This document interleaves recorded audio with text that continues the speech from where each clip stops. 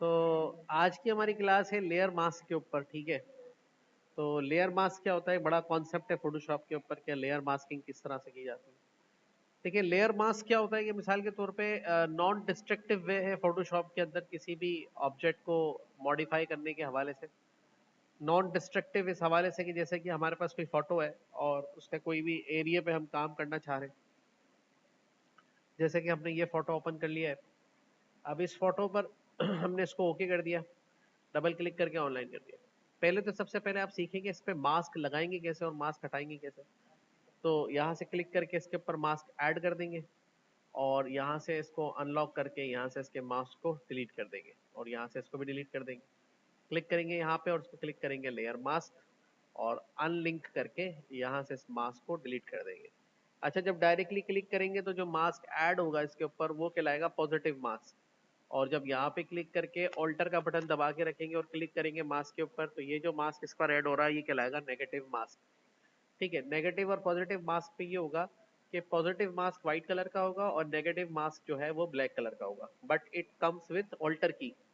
अब इसको भी अनलिंक करके डिलीट कर देंगे। अब ये मास्क ऐड कहाँ हो रहा है, ये लेयर से पहले ऐड हो रहा है, लेयर से पहले ऐड हो रहा है, तो इसलिए इसका इम्पैक्ट पड़ रहा है। तो मास्क में दो ऑप्शन होते हैं, white for reveal, black for hide. White for reveal और ब्लैक फॉर हाइड। मतलब जब आपको ये इमेज जाहिर करना है कोई भी हिस्सा इसका, तो आप इसको पॉजिटिव मास्क यानी कि व्हाइट कलर करेंगे मास्क के ऊपर, और जब आपको इसको हाइड करना है तो इस पर नेगेटिव मास्क मतलब ब्लैक कलर करेंगे उसके ऊपर। तो अब ये किस तरह से होगा जरा इसको समझने की कोशिश करते। तो यहाँ पर देखिए कि ये हमारा जो पॉजिटिव और नेगेटिव मास्क का जो कंसेप्ट है वो किस तरह काम करता है कि अभी मैं इसके ऊपर पॉजिटिव मास्क अप्लाई कर देता हूँ। ये मास्क इस इमेज से पहले है तो मास्क पर क्लिक करना है और यहाँ से आपने ब्रश टूल ले लेना है। अब ब्रश टूल लेकर आपने ब्रश के साइज को एडजस्ट कर लेना है। ये भी दो किस्म के ब्रश है हमारे पास, एक है सॉफ्ट एजिस ब्रश और एक है शार्प एजिस ब्रश। वैसे हम ये भी कर सकते हैं कि शार्प एजेस को सॉफ्ट एजेस भी कर सकते हैं, हार्डनेस कम कर देंगे तो ये सॉफ्ट हो जाएगा, हार्डनेस बढ़ा देंगे तो ये शार्प हो जाएगा। तो हम कोई भी ब्रश ले लेते हैं, सपोज टू ये ब्रश ले लेते हैं और ये ब्रश लेने के बाद इधर ब्लैक फॉर हाइट और वाइट फॉर रिवील। तो ब्लैक फॉर हाइट और ये वाइट फॉर रिवील। तो इस वाइट कलर पे वाइट करेंगे तो कोई फर्क नहीं पड़ने वाला, लेकिन अगर आप यहाँ पर जाके यहाँ से क्लिक करके ब्लैक ऑप्शन लेंगे और क्लिक करेंगे यहाँ पर इसके ऊपर और फिर इसके ऊपर क्लिक कलर करने की कोशिश करेंगे, तो उसके ऊपर ये होगा कि आप जो है यहाँ पे रख के आप इसको कर सकते हैं black for height, black colour लगाएंगे। तो देखिए जिस जिस एरिया पे आप ये कलर लगाते जा रहे हैं वो एरिया आपका जो है इसमें से क्या होता जा रहा है, हाइड होता जा रहा है। तो इस तरह से वो एरिया हाइड होता जा रहा है और ये देखिए ये एरिया उसमें से हाइड हो गया। सिमिलरली उसी मास्क पे क्लिक करके अगर आप यहाँ से व्हाइट कलर लगाएंगे, तो मैं इस पर व्हाइट कलर ले लेता हूँ और इस पर क्लिक करके यहाँ से व्हाइट पे करता हूँ, तो वो उस एरिया पे जहाँ मैं फेरता जाऊँगा वहाँ से वो पिक्चर का वो एरिया तो दोबारा से रिवील होता चला जाएगा। ठीक है, तो ये इसका कोर कॉन्सेप्ट है, black for hide and white for reveal. अब जिस पे वाइट कलर जहाँ जहाँ लगा वो एरिया विजिबल हो जाएगा और जहाँ पर ब्लैक कलर लगा वहाँ पर वो एरिया डिसअपियर हो जाएगा, ये देखिए इस तरह से। ठीक है, तो ये बात तो समझ में आ गई होगी आपको अच्छे तरीके से। अब आते हैं हम इसके एक और कॉन्सेप्ट है, व्हाइट और ब्लैक के अलावा एक और कलर है इसके अंदर, ग्रे कलर। अब ग्रे कलर कैसे काम करेगा, मिसाल के तौर पे वो बिल्कुल रिमूव भी नहीं करेगा और बिल्कुल हाइड भी नहीं करेगा, तो यहाँ पे और वो विजिबल भी नहीं करेगा। तो ग्रे कलर जब आप इसके ऊपर लगाएंगे तो ये पिक्चर का वो वाला एरिया जहाँ पे जितना ग्रे कलर लगेगा उतना वो हल्का हो जाएगा। ठीक है, तो ये देखिए इस तरह से ये हल्का हो गया। इसको पकड़ के यहाँ एडजस्ट कर देता हूँ दोबारा से मैं, और यहाँ पे ये देखिए। ठीक है, फिर जैसे जैसे इसको आप वाइट करेंगे या डार्क करेंगे, डार्क करेंगे तो हाइड करेगा, वाइट करेंगे तो विजिबल करेगा, तो ये दोबारा से उसको विजिबल कर देगा। तो ये मास्क का इसका बेसिक कॉन्सेप्ट है। अब जब मास्क आप जो भी तरीके से, अच्छा फिर ये एक तरह से नॉन डिस्ट्रक्टिव वे भी है। नॉन डिस्ट्रक्टिव वे इस तरह है कि मिसाल के तौर पे अगर आप कहीं पे ये ब्लैक कलर लगा रहे हैं, तो जैसे वो ब्लैक कलर आप जहाँ पे लगा रहे हैं इसके ऊपर यहाँ पे क्लिक करके यहाँ पर आपने इसके ब्लैक कलर ऐड किया है। ठीक है, तो ये एरिया आपको लगा कि बैकग्राउंड रिमूव हो गया, सही है, बिल्कुल सही हो गया। लेकिन अगर आप वापस लाना चाह रहे हैं किसी चीज को तो दोबारा व्हाइट कलर इसके ऊपर इसी तरह से लगाएंगे वो वापस से आ जाएगा। ठीक है, अब इसको कैसे यूज कर सकते हैं, इसका थोड़ा सा और कोई कॉन्सेप्ट हम समझना चाहें। देखो, हम इसको ऐसे यूज कर सकते हैं, एक और इमेज ले लेते हैं। सपोज टू बी हमने फाइल में जाके यहाँ से प्लेस कर लिया एक और इमेज जो इसी रिलेवेंट बैकग्राउंड से रिलेवेंट था, तो यहाँ पे हमारे पास वो इमेज आ गया। अब इस इमेज को हमने यहाँ पे रखा और इसको अप्लाई कर दिया। अब ये इमेज हमने उठा के यहाँ पे इस पर फिट कर लिया। फिट करने के बाद इसको उठा के इसके नीचे कर दिया एंड तो इसके मास्क के ऊपर रख दिया। मास्क पे क्लिक करके white for reveal, black for hide. तो अब जिस एरिया पे मैं करूंगा तो वहां से क्या होगा,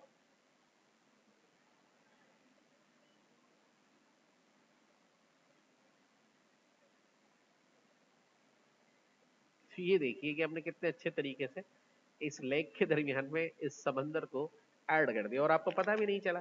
ठीक है ना। सिमिलरली अगर हम इसको नीचे से थोड़ा सा बेस को भी हम यहाँ से खत्म करें तो इस तरह के काफी सारे इमेजेस आपने देखे होंगे जिसमें एक कॉन्सेप्ट के ऊपर दूसरे कॉन्सेप्ट को डाला हुआ होता है। तो ये देखिए कि ये यहाँ पर जो है इस तरह का मामला इजीली क्रिएट हो गया। और ये देखिए हम दो इमेजेस से मिला के हमने तीसरी इमेज को यहाँ पे क्रिएट कर दिया। तो इस तरह से मास्क को हम यूज करके बड़े अच्छे तरीके से दो तीन इमेजेस को आपस में ब्लेंड कर सकते हैं। ठीक है। तो ब्लेंड करने के लिए हमारे पास ये डिफरेंट ऑप्शन हैं जिनको हम यूज कर सकते हैं। एक और इसमें हम करने की कोशिश करते हैं, अगर हम इसको और अच्छे तरीके से चाहें, एक और चीज मैं इसमें करना बताता हूँ। जैसे कि हमने इसी फोटो को ले लिया, इसके साथ इस फोटो में ऐड कर लिया और इस फोटो को हमने यहाँ पे रख के क्लिक करा और इसको क्लिक करके कंट्रोल टी के साथ ट्रांसफॉर्म कर दिया, ऑल्टर शिफ्ट के साथ यहाँ पर इस तरीके से या इस तरह से हमने इसको रख लिया। ठीक है। अब इसके ऊपर हम क्या कर सकते हैं, इसके ऊपर भी हम कर सकते हैं ब्लेंड कर सकते हैं एरियाज को। तो अगर मिसाल के तौर पे इसको हम कैसे कर सकते हैं ब्लेंड, ये इमेज हमने यहाँ पे रखा, कंट्रोल टी दबाया, इस पे क्लिक करके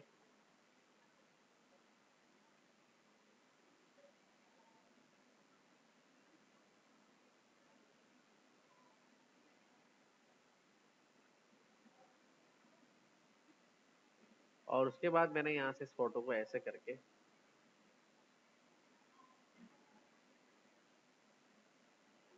ठीक है क्लिक करके अप्लाई कर दिया और इसके ऊपर मास्क लगा दिया। अब इसके ऊपर मैंने जो मास्क लगाया, सॉरी, यहाँ से क्लिक करके और इस पर मास्क लगा के वही ब्लैक फॉर हाइड और व्हाइट फॉर रिवील। तो मैंने इसको किस तरह से करना है, देखो मैंने इसका पहले तो जो है ब्लैक पे ये सारा एरिया इसका रिमूव कर दिया।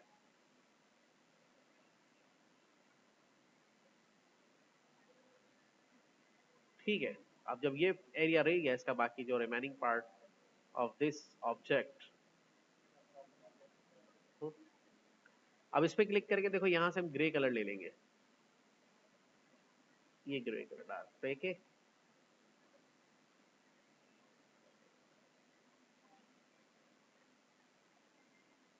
ठीक है।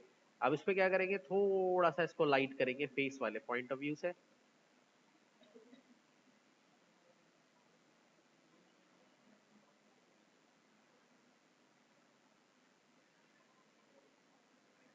ठीक है। तो देखिए इस तरह से भी आप अच्छा सा इमेज का जो है कॉम्बिनेशन बना सकते हैं और यहाँ पे क्लिक करके और यहाँ पे देखिए इस तरह से चीज़ों को इसमें से निकाल सकते हैं। तो देखिए इस तरह से हम ब्लेंड कर सकते हैं बहुत सारे ऑब्जेक्ट्स को और एक नया कॉन्सेप्ट इसके अंदर डाल सकते हैं।